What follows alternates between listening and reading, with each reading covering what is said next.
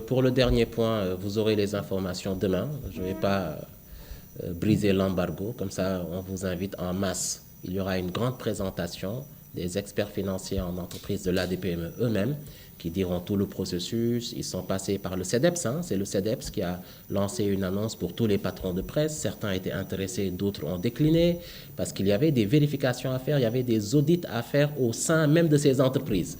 Ils ont envoyé des inspecteurs qui sont venus rencontrer les patrons. Avez-vous une comptabilité? Avez-vous un bilan financier? Bon, on comprend que tout le monde ne veut pas qu'on fouille dans son armoire financière. Donc, voilà. Mais demain, tout cela va se dire. La deuxième question, c'est sur le fonds d'appui et développement de la presse. J'avoue que je n'ai pas très bien compris, mais je vais essayer d'expliquer. Vous dites que l'enveloppe est passée de 1,9 milliard à 2,7 milliards et que dans la loi de finances initiale, il est déjà, l'écriture budgétaire, c'est déjà 1,9 milliard. C'est bien cela. L'année dernière, vous voulez dire. Bon, vous savez que l'année dernière, le FADP, dans les conditions dans lesquelles nous l'avons trouvé, moi en tout cas, et ça c'était ma responsabilité personnelle, quand je suis arrivé, j'ai dit au ministre, je ne veux pas être administrateur de ce fonds. Parce que là, le décret portant organisation du FADP tel que rédigé stipule que l'administrateur est en même temps administrateur de crédit et ordonnateur de dépenses. Ce qui est une violation des dispositions universelles de transparence financière et de finances publiques. On ne peut pas être administrateur de crédit et ordonnateur de dépenses. Ça veut dire que vous détenez l'argent dans cette poche et c'est vous-même qui décidez de comment l'exécuter. Qui va vous contrôler? Premier élément. Deuxième élément, aucune cartographie des médias. On ne sait pas qui a une vraie entreprise de presse et qui n'en a pas. Et de ce point de vue-là, sur quels critères, sur quelle base on allait répartir l'enveloppe? Ça veut dire lancer le FADP en 2023, c'était à coup sûr prendre le risque en 2024, courir le risque de se faire rattraper par un rapport ou un audit. Et d'ailleurs, c'est important que je le rappelle, l'audit des IGE en cours sera bientôt disponible, mais un élément factuel très simple, c'est que 45% du FADP de 2023 n'allait pas aux entreprises de presse. Il est vrai que dans le décret, il y a des lignes formation, il y a des lignes subventions d'activité, mais quand un fonds est créé pour que l'enveloppe soit majoritairement utilisée pour appuyer les entreprises et que près de la moitié ne va pas vers ces entreprises, ça veut dire qu'il y a une problématique fondamentale de gestion de ces fonds et de destination. Donc, le mécanisme de transparence, c'est des mécanismes additionnels de contrôle. Donc, d'abord, sur la formation professionnelle, les jeunes reporters vont rejoindre le conseil de gestion avec le CESTI pour permettre d'avoir une visibilité sur les curricula. Et les curricula que nous voulons créer pour la formation, c'est de créer une alternative progressive sur le phénomène des chroniqueurs. Aujourd'hui, pour être dans un média, collecter, traiter et diffuser l'information, on est d'accord qu'il faut avoir le minimum de formation journalistique. Aujourd'hui, si on est dans un média et vouloir faire une analyse juridique, économique, sur l'agriculture, la santé, on est d'accord qu'il faut avoir le minimum d'expertise et de certification en droit, en économie, en santé, en agriculture. Donc l'objectif, c'est de créer des passerelles avec des formations en alternance pour que les journalistes qui, la plupart du temps, ont un cycle d'enseignement universitaire général Bac+3, puissent poursuivre leur formation et se spécialiser dans un domaine spécifique et pouvoir progressivement substituer aux chroniqueurs informels des chroniqueurs professionnels et relever la qualité de l'info.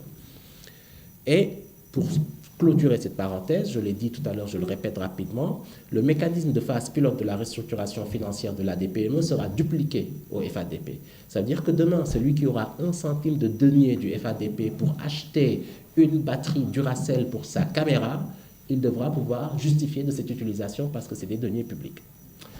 Donc, le dernier point, globalement, c'est qu'il y a des mécanismes en finances publiques. Ce n'est pas grave si la loi de finances commence avec un montant en écriture budgétaire. En milieu d'année, il y a chaque fois ce qu'on appelle des conférences budgétaires entre les différents responsables de programme qui sommes nous-mêmes, les directeurs au niveau de l'administration centrale dans les ministères, qui ont des conférences budgétaires avec les DAGE d'abord et avec la direction du budget et qui viennent sur la base des informations qu'ils ont en ressources additionnelles ou en écriture budgétaire à avoir ou en mesures nouvelles à avoir ou en crédit nouveau à avoir, sur la base des justifications de recettes, demander une revalorisation.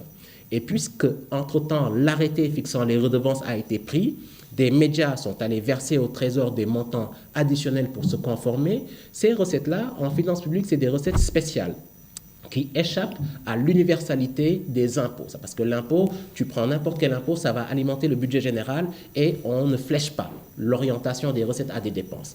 Mais il y a une exception et c'est les recettes spéciales et les redevances rentrent dans ces recettes spéciales. Donc puisqu'on a 4 milliards et plus même de recettes spéciales mobilisées entre-temps et qu'il y a le texte qui régit la fourchette de répartition, très simplement, le montant de cette fourchette vient renforcer le crédit initial en écriture budgétaire et c'est cela qui intervient dans la loi de finances rectificative au second semestre pour la valorisation de l'enveloppe. Et donc, c'est l'ensemble de ces procédures en cours entre la révision du conseil de gestion, la révision de la place de l'administrateur, la révision de l'enveloppe financière qui font que, juridiquement et légalement, il n'y avait aucun mécanisme qui permettait de décaisser tout de suite ou de faire fonctionner le FADP dans l'immédiat. Et le dernier élément également, c'est que si vous êtes patron de presse, pendant une décennie, vous faites face aux mêmes difficultés. Vous le dites partout, sur tous les toits. Chaque fin d'année, vous êtes obligé de venir demander un effacement fiscal. Ça veut dire qu'il y a un problème substantiel de business management et de modèle économique. Mais si vous voulez qu'on vous appuie pour que votre modèle change, vous devez accepter qu'il y ait une phase de restructuration.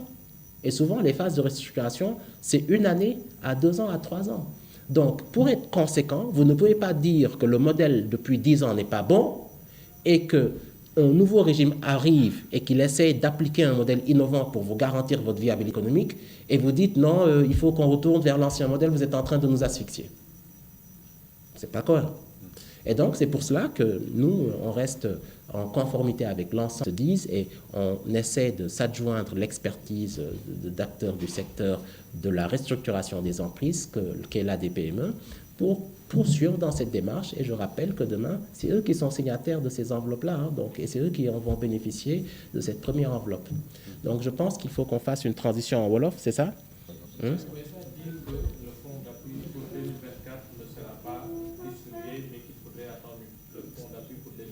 C'est exactement ça, parce que le fonds d'appui pour 2024, il n'existe plus.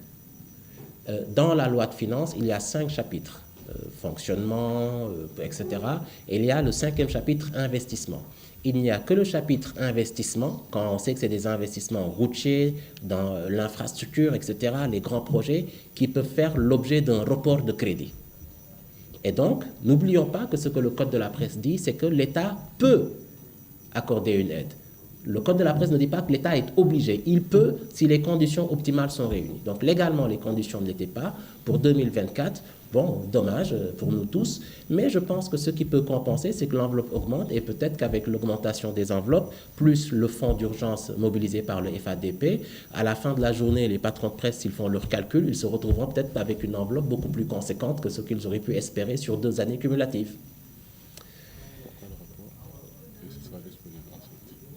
Oui, dernière question et je conclus, Lisa, et je passe au Wolof.